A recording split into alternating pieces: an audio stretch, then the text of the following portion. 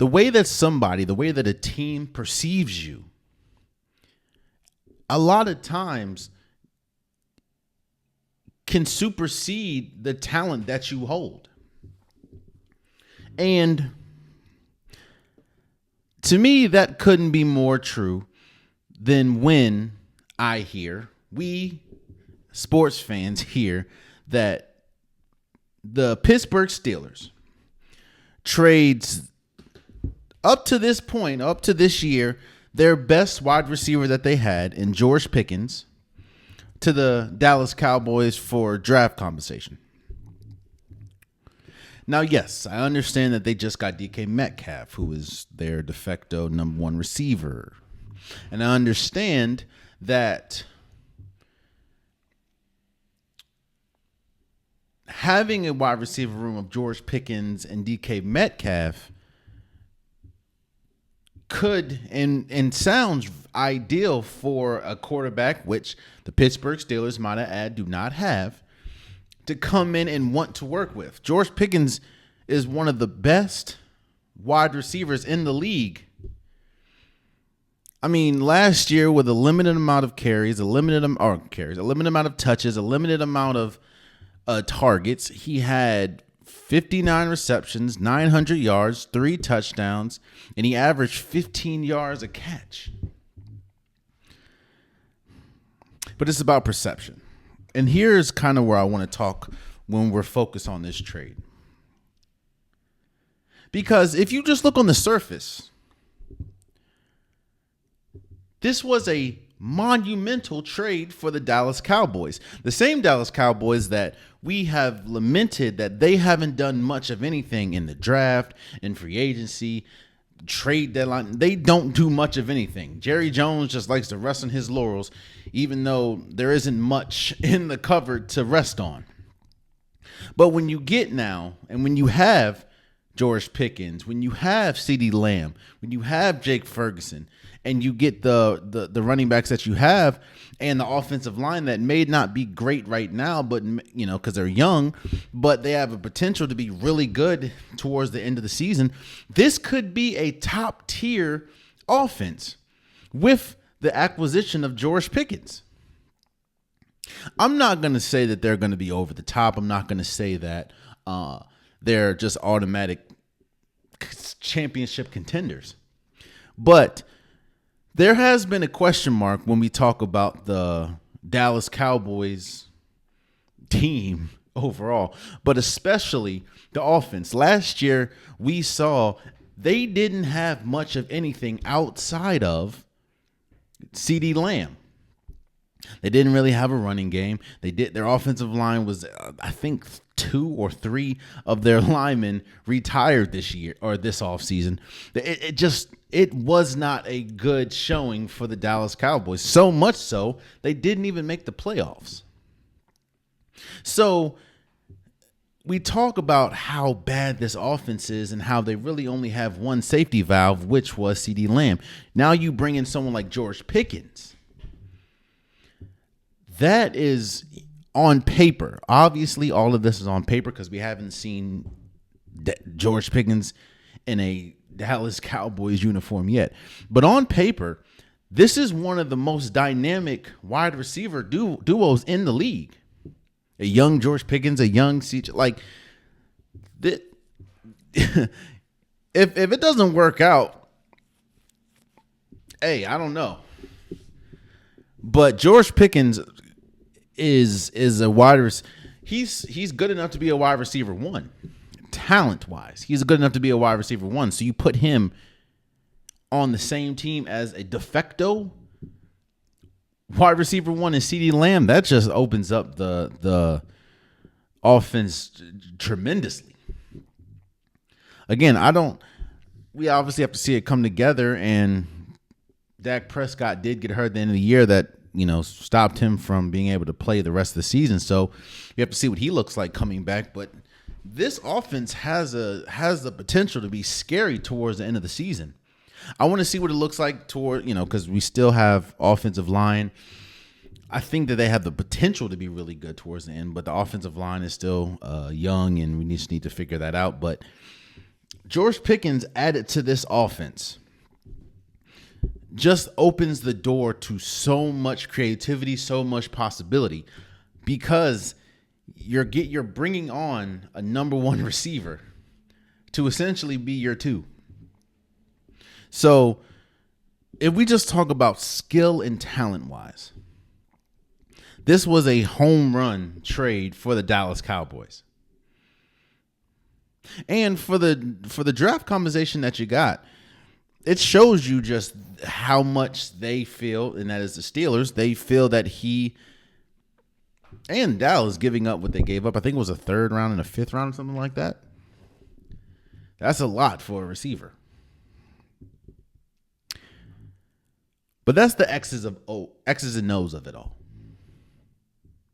That is if we're just talking about talent. If we're just talking about on-field ability, that's one half of this conversation. And to be completely honest with you, that's not even the most important half. That's not even the loudest half that needs to be talked about. I'm going to talk about this second part in two phases. The first phase is the Pittsburgh Steelers.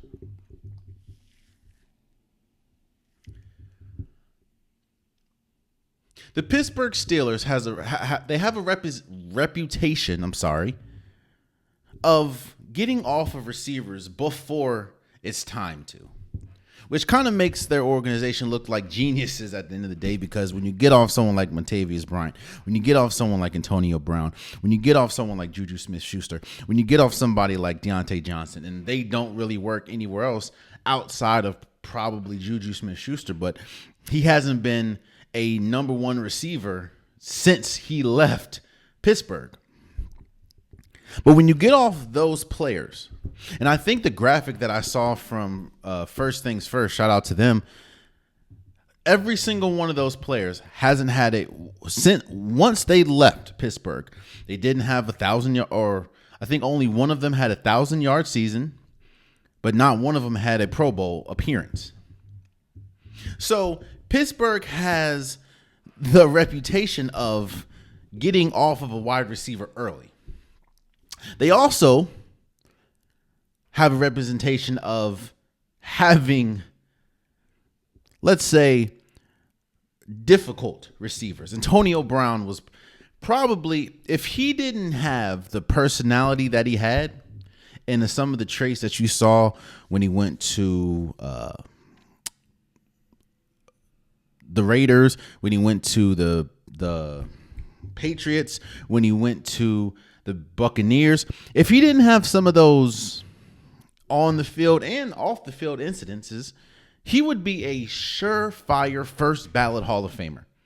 In fact, you can question if he's a top 10, for some people, top 5 wide receiver of all time. That's just how productive he was as a Pittsburgh Steeler. Because honestly, outside of a few games, and he obviously won a Super Bowl with the Bucs, but outside of that, he didn't do much of anything outside of a Pittsburgh Steelers uniform, outside of calls and draws controversy.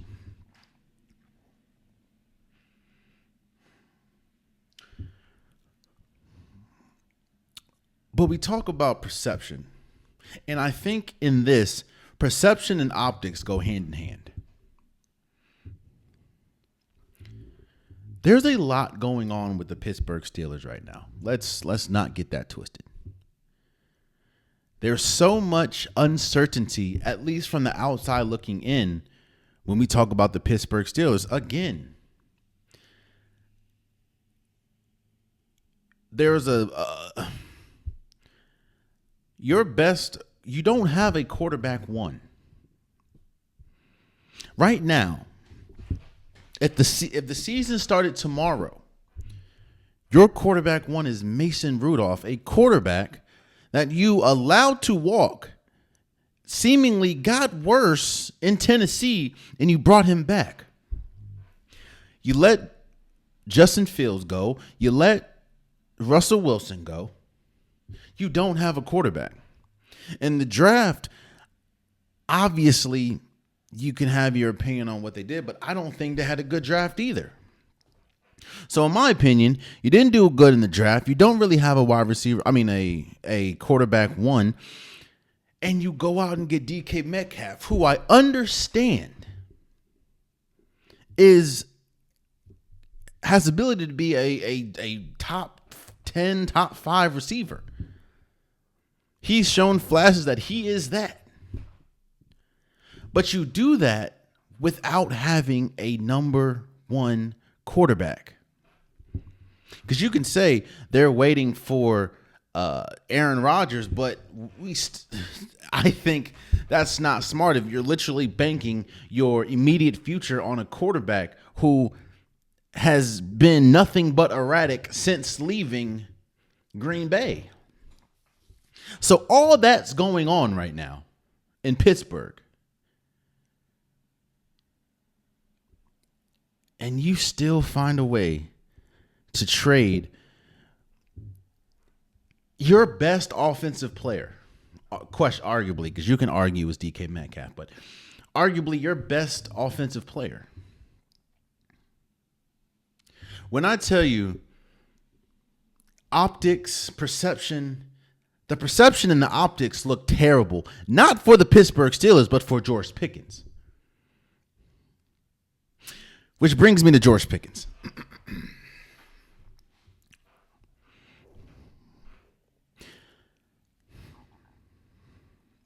It's been said before, and it's been said time and time and time and time and time again. A team is only going to put up with antics for so long.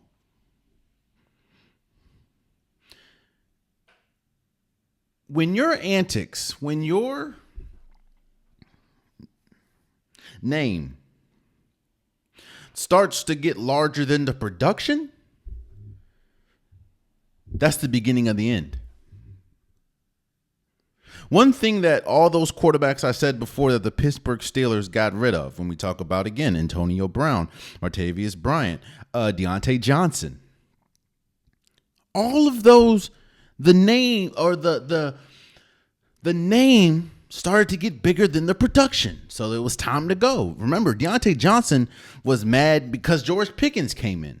And he was like, I'm the number 1. I deserve more catches. Even though I think 1 or 2 years, he led the league in drops. But he was like, nah, man, I need more catches. Whoa. What?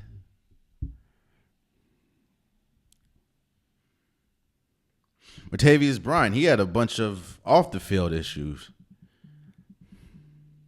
And then Antonio Brown, we just talked about it. It hasn't been... When we talk about George Pickens, again, there's no question that he's a really good quarterback. There's no question he's a really good wide receiver.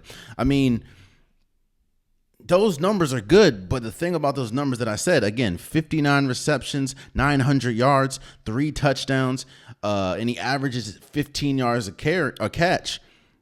That's tied for 51st when we talk about receptions. That's 32nd when we talk about yards. That's only 3 touchdowns, which is tied for 81st, and that's 38th in the league when we talk about 15 yards a catch. Those are good, but not for a number 1 receiver, not for a receiver that every single time you look at George Pickens, he's getting into fights with the media. He's getting into fights with other teams. Like he's having incident after incident after incident. At some point, a team is going to get tired of that if the production is not there.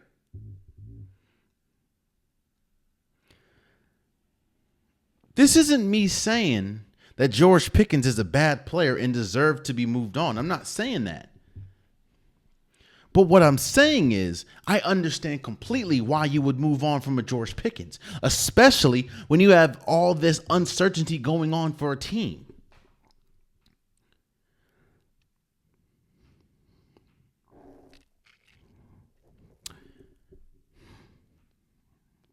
My opinion doesn't matter. In the grand scheme of things, my opinion doesn't matter. George Pickens is a millionaire. He is now on a team that desperately needs him, so I'm sure he's probably going to get the targets. But I will say this. I'm not going to say be careful because you're going to do what you want to do, George Pickens, and you're not even, no, I know you're not listening. But George Pickens has the talent to be a top-tier number one receiver. George Pickens has the talent to be a top 5 receiver in this league. And while you can say that it may have been the organization to hold him back from truly unlocking his potential, that is the Pittsburgh Steelers, I would say, no, I think it's him. It's his personality. Again, the perceptions, the optics, it doesn't help him. Because it seems like now every single time the Pittsburgh Steelers move off of a wide receiver early, it shows, the wide receiver pretty much shows why they made the smart decision. And I hope that's not the case for George Pickens.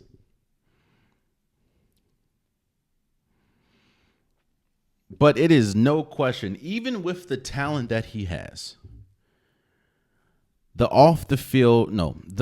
antics, the going back and forth with the media, the going back and forth with the team, the pouting, the fights with other teams seemingly every time your team is losing, that comes back. Now, trust me, if he was putting up Justin Jefferson numbers, if he was putting up Jamar Chase numbers, if he was putting up those type of numbers, trust and believe the Pittsburgh Steelers may possibly be able to continue to turn a blind eye. Because that's one thing that we know about Pittsburgh. They're not going to give up on a wide receiver, even with all the trouble that it causes the team. They're not going to give up on a wide receiver until it's like the last straw. Bro, Antonio Brown live streamed the I believe it was at halftime or at the end of a game. He live streamed the locker room. That's like a cardinal sin in the NFL. You don't do that. I don't know how many times George Pickens went back and forth with the media. I don't know how many times you look in a game and something happens and you look to the left and George Pickens is fighting with. I remember it vividly. It was against the Commanders, bro. I think Russell Wilson threw an interception, and the dude that intercepted the ball wasn't even the person that George Pickens went at. Or I don't remember who it was, but when George Pickens and the other player from the team, they started going back and forth, and it spilled over to like the corner of the end zone into the crowd. Like, teams ain't gonna deal with that if the production isn't there. And when you look, tied for 54th in receptions, tied or 32nd in yards, tied for 81st in touchdowns, and 38th in average yards per catch, ain't gonna get it done. I think the Dallas Cowboys has a star on their hands in George Pickens. Talent-wise, it is no question they have a star in George Pickens.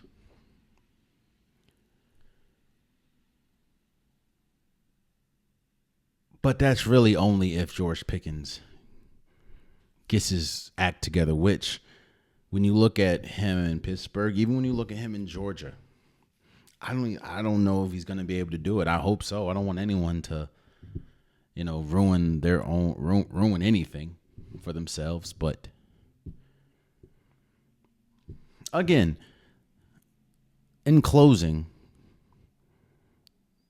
George Pickens has the talent to be a top 5 receiver in this league. Everyone knows that.